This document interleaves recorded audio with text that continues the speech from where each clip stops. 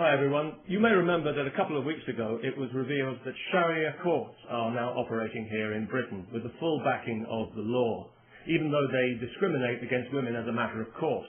And what this means is that those women who are intimidated into using these courts, as some of them will be, and everyone knows it, they will now find that they have the full weight of the British legal system lined up against them, alongside the patriarchal bigotry in their own communities. Those women who are cheated out of their just entitlement in these places, as some already have been, will find that they have no recourse to the real law to put things right. In other words, we are now accommodating Saudi Arabian legal principles here in Britain, just as we accommodate their corrupt business practices and their threats against our national security when we try to investigate them. If you live in Britain and if you think these courts are a bad idea, please sign the petition to which I've linked, asking that they be abolished and that this poison be removed from our society and that we revert to the rule of civilized law with equal rights for all, if that's not too much trouble. You know, over the last 11 years of this Labour government that we've had in Britain, the British people have seen their society subjected to social engineering on a massive scale by a misguided and arrogant liberal elite who, in their eagerness to fragment the fabric of our society, have actually succeeded in giving civilized values a bad name.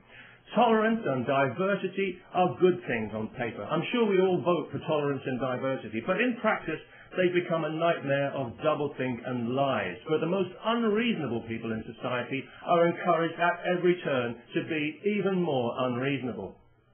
A case in point, just this week, some idiot from Saudi Arabia is being allowed to sue a supermarket because he was required to handle alcohol as part of his job, despite being told this when he took the job, and despite the fact that thousands of Muslims in Britain handle alcohol every day when they sell it in their corner shops to people like me. I do find it quite ironic that Islam forbids intoxication when you consider how many Muslims are seemingly so intoxicated by their religion, especially in Saudi Arabia. So it was no surprise to me to hear that this idiot was from Saudi Arabia, because I think we all know that that entire country is mentally ill. The Saudis would have us believe that theirs is the purest form of Islam.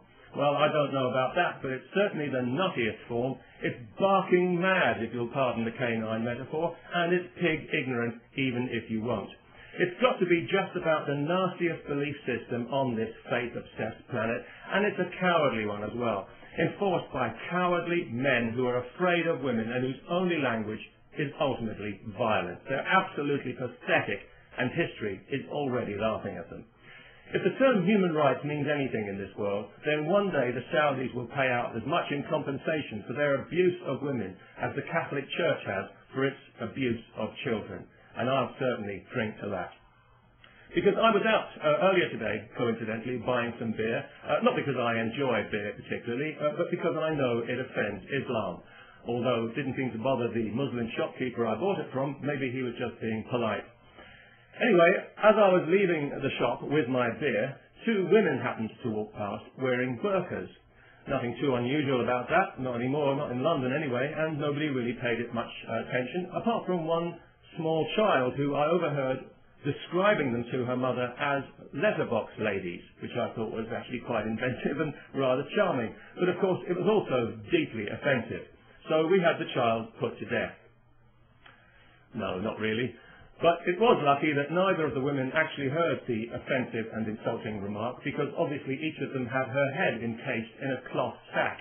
So that was good, because it meant that the police didn't have to be called, no human rights people needed to get involved, and nobody required any financial compensation for hurt feelings, which I thought made a very pleasant change indeed. And of course, as a result, we didn't have to listen to any propaganda sound bites from some Islamist Saudi shill at the Muslim Council of Britain. So all in all, it worked out for the best. And it just goes to show that these things don't always have to end in tears.